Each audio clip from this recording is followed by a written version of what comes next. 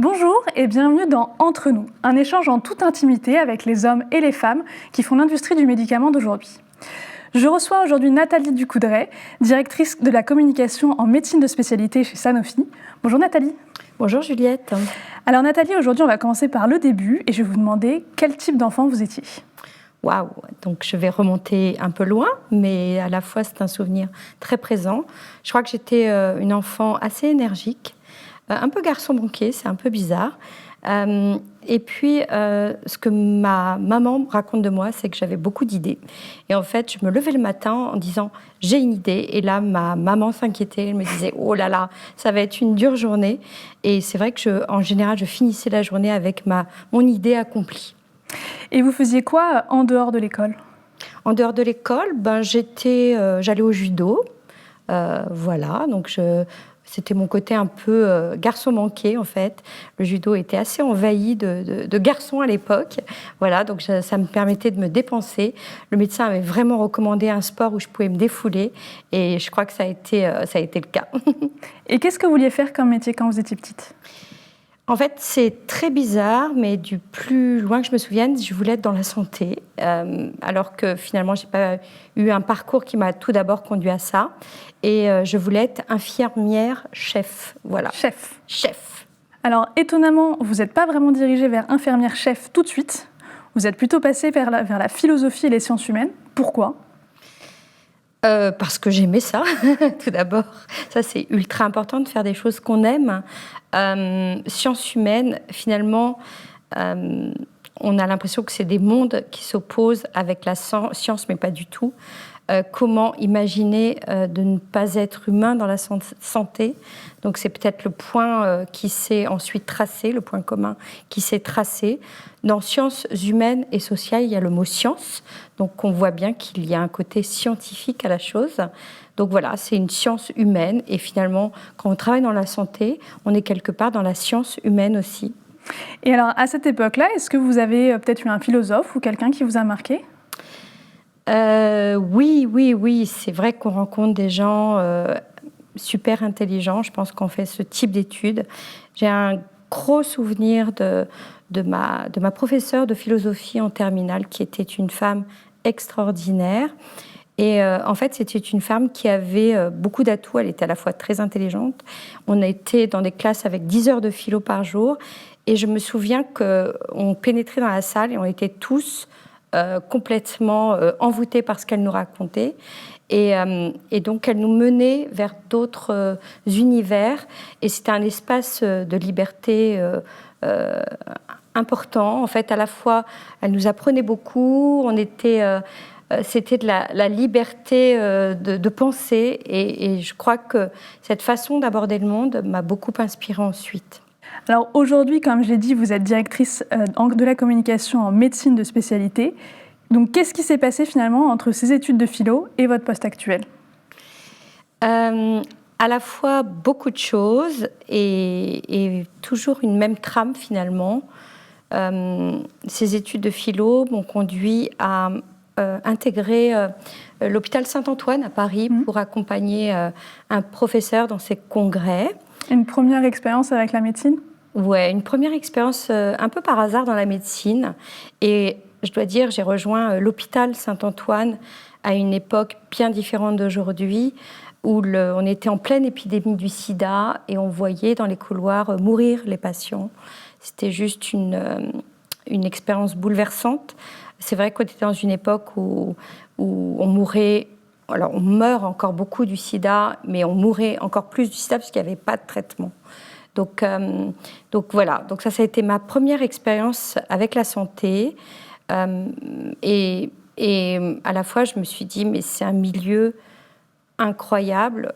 Quand on est jeune, je pense qu'on n'a pas forcément en tête la maladie, ce que ça engendre. Et moi, j'en ai eu une conscience soudaine. Et finalement, voilà, ça m'a complètement marquée. Ça a été déterminant dans la suite de ma carrière, en fait. Et comment vous avez commencé à mettre en lien médecine et communication ? Alors, Je suis restée quelques années à l'hôpital Saint-Antoine. C'était une expérience extraordinaire, mais j'étais jeune, j'avais vraiment envie d'autre chose. Et là, c'était une rencontre d'une personne qui m'a dit voilà, je pense que j'ai un poste pour vous. Et il s'agit de travailler dans la communication, de travailler dans un laboratoire pharmaceutique et de créer quelque chose qui n'existait peu à l'époque, le service de presse d'un laboratoire. En fait, c'était tout nouveau pour les laboratoires de vouloir communiquer et à la presse et au grand public. Ça paraît étonnant aujourd'hui, mais c'était le début de cette période bénéfique et souhaitable de communication. Et on a du mal à imaginer à quel point c'était absolument fermé à cette époque-là. C'était très fermé, c'était vraiment un monde à part? Voilà, c'était un monde de sciences. Alors, c'était que des scientifiques, que des médecins, c'était très bien, mais à la fois un monde qui n'était pas très habitué à expliquer à l'extérieur ce qu'ils faisaient ou sur des sujets très, très pointus. Donc, c'est pas qu'ils ne voulaient pas, c'est que c'était pas dans leur réflexe, en fait. Et entre ce premier poste dont vous nous parliez et votre poste actuel, qu'est-ce qui s'est passé? Comment vous en êtes arrivé à ce poste-là? Eh bien, au fil des rencontres, au fil des souhaits aussi de découvrir d'autres choses. Donc j'ai rejoint, comme je vous le disais, mon premier laboratoire pour créer un service de presse aux côtés d'une équipe qui a été déterminante dans ma carrière aussi. Et puis, voilà, je suis restée plus d'une dizaine d'années dans ce premier laboratoire. J'ai eu l'opportunité de rejoindre un autre laboratoire et pour quelque chose d'assez passionnant. Là, il s'agissait de lancer un produit dans la dysfonction érectile. Donc, on se dit, c'est peut-être un domaine un petit peu moins scientifique que les autres domaines auxquels j'avais été confrontée. Eh bien non, voilà, il y avait une problématique évidemment de douleur, de fardeau, d'hommes qui vivaient des maladies complexes pour leur vie personnelle, familiale. Et voilà, et c'était passionnant finalement d'avoir un sujet aussi grand public dans une industrie pharmaceutique qui apportait un médicament. Donc j'ai toujours aimé ces paradoxes d'être face à un sujet scientifique et d'avoir ce souhait de simplifier les sujets et de les rendre accessibles aux patients et au grand public. Et est-ce que vous diriez qu'il y a un lien entre médecine et politique ? Oui, évidemment. Et comment dire non alors qu'on vient de traverser l'une des plus grosses crises mondiales en termes de santé, autour du Covid, évidemment. Évidemment que souvent les grandes avancées thérapeutiques, les grandes innovations et les grands bouleversements en termes de santé s'accompagnent par des volontés politiques, au départ naissantes ou pas, mais en tout cas, évidemment, ça bouleverse le monde. On a vu à quel point le VIH a bouleversé le monde. On a vu à quel point le Covid a bouleversé le monde. Donc, comment déconnecter? En fait, la santé draine beaucoup de choses, et y compris la politique, oui. J'ai la chance de travailler aujourd'hui dans les maladies rares. Les maladies rares, c'est une famille de 7000 maladies, donc avec très peu de malades pour chaque maladie et parfois pas de traitement pour certaines maladies. Il y en a 7000 en tout. Et en fait, ce qui s'est passé dans les maladies rares, particulièrement en France, c'est que les patients étaient très isolés autour de leur pathologie et qu'elles ont eu depuis très longtemps le réflexe de se réunir autour d'une problématique particulière et commune qui était les maladies rares. Et donc, elles ont réussi à avoir une démarche collégiale pour qu'on puisse avancer dans la proposition de traitement. Et ce sont des associations qui se sont regroupées, qui ont fait valoir médiatiquement ce qu'elles attendaient de la société et qui ont eu un soutien politique dans le sens où aujourd'hui les maladies rares sont construites autour de plans maladies rares et ces 3 plans maladies rares existants aujourd'hui fédèrent à la fois les patients, fédèrent une façon d'organiser le soin et fédèrent aussi des élans politiques autour de ces maladies. Donc un lien assez fort. un lien assez fort, incontournable. Et est-ce que c'est ça, dans votre titre, il y a médecine de spécialité? C'est en relation avec les maladies rares ou c'est autre chose? Oui, bien sûr, c'est en relation avec les maladies rares. Médecine de spécialité, cela veut dire qu'on propose des médicaments aux spécialistes, tout simplement. Ça a l'air compliqué comme ça, mais ça ne l'est pas. Donc, les médicaments sur lesquels je travaille sont proposés essentiellement à l'hôpital, sur des pathologies très fortes et souvent sans solution. Donc on s'adresse principalement à des spécialistes, même si sur la plupart des pathologies sur lesquelles on travaille, on a des problématiques d'information, de communication auprès des médecins généralistes, mais ce sont des médecines de spécialité pour les spécialistes. Et alors justement, dans ce poste de directrice en communication en médecine de spécialité, qu'est-ce que vous faites concrètement aujourd'hui? Concrètement, en fait, je considère que mon métier, c'est d'avoir une vraie caisse de résonance sur des sujets très pointus. C'est toujours un petit peu le même cheminement que je vous expliquais tout à l'heure. C'est comment faire comprendre au plus grand nombre ce sur quoi on travaille. Et c'est finalement là toute la question. Alors que ce soit en interne auprès des collaborateurs, et dans la grande maison dans laquelle je travaille, il y a beaucoup de collaborateurs qui ont besoin de comprendre ce que les autres font, et donc qu'on puisse partager finalement nos projets auprès de tous les collaborateurs. Ça, c'est hyper important. Donc ça, c'est tout le volet interne. Et puis dans le volet externe, eh bien aujourd'hui, c'est tout ce qui va être mis en place dans la communication digitale, communication grand public, donc des campagnes, des relations presse, et parfois aussi dans ce domaine des situations de crise. Voilà, je crois avoir résumé finalement quelle est ma mission d'aujourd'hui. Et qu'est-ce qui vous plaît dans cette mission ? Ce qui me plaît dans cette mission, c'est sa diversité, sa richesse, cette enceinte aux rencontres. Aucune journée ne ressemble à l'autre, même si on a quand même des chemins que l'on trace et des lignes droites à suivre. Mais on sait que lorsqu'on débute sa journée le matin, elle ne ressemblera pas à celle qui a précédé cette journée. Et est-ce qu'à l'inverse, il y a des choses qui vous agacent ?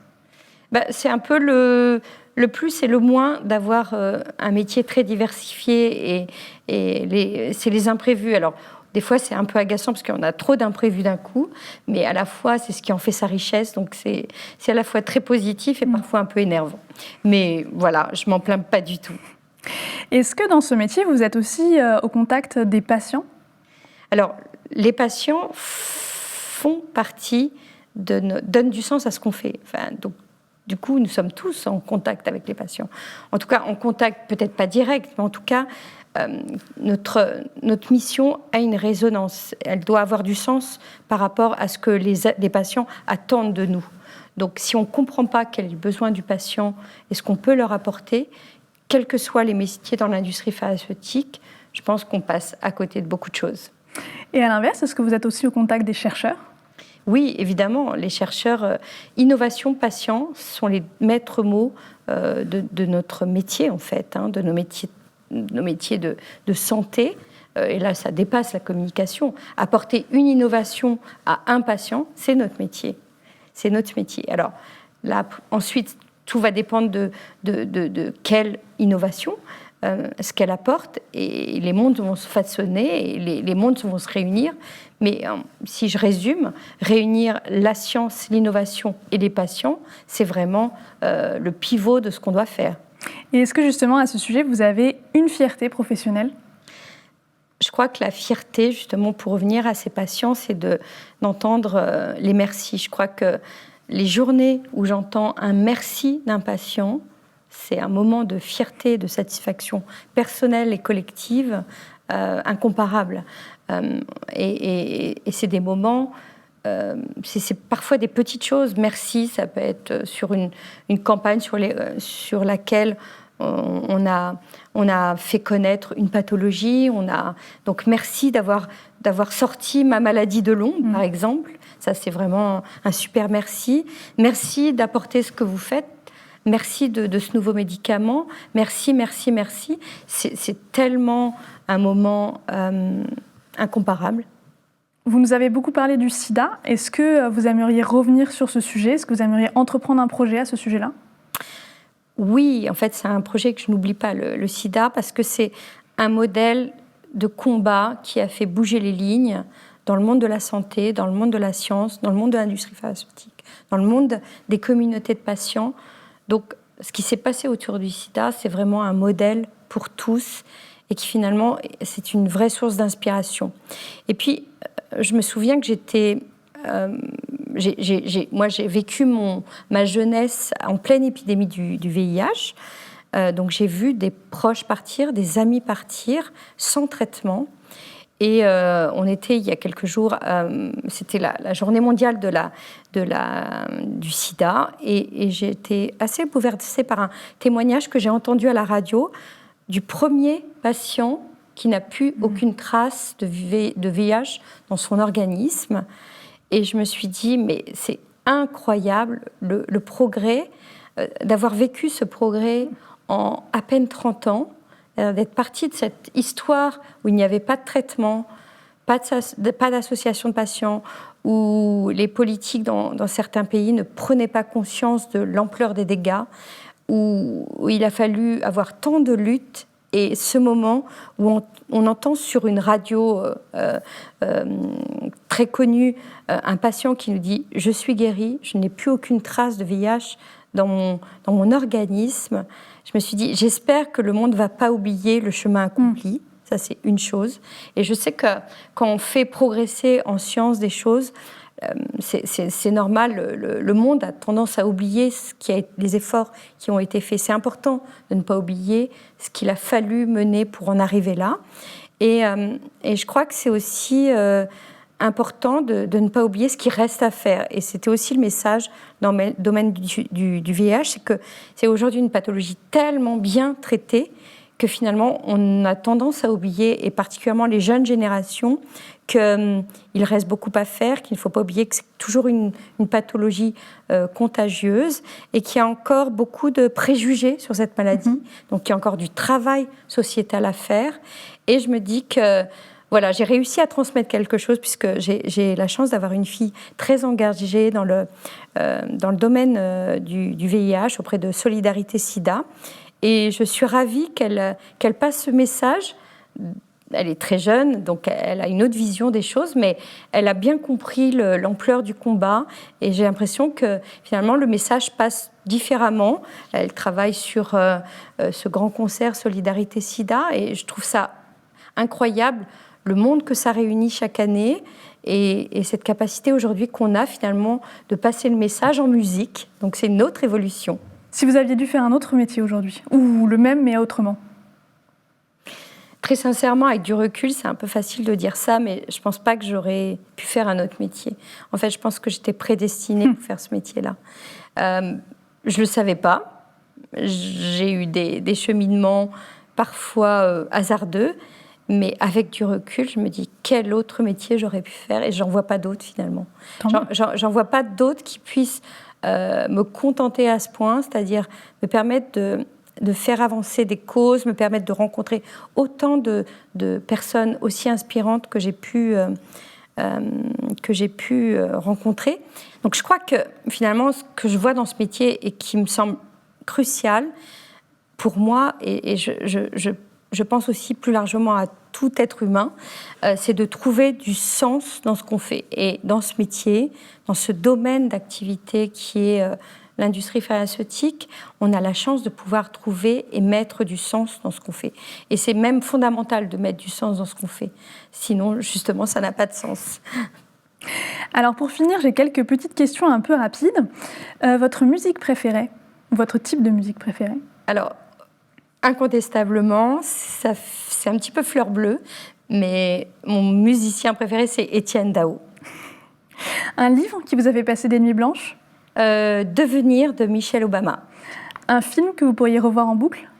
Le cercle des poètes disparus. Côté loisirs, vous serez plutôt musée, salle de sport, restaurant, plage?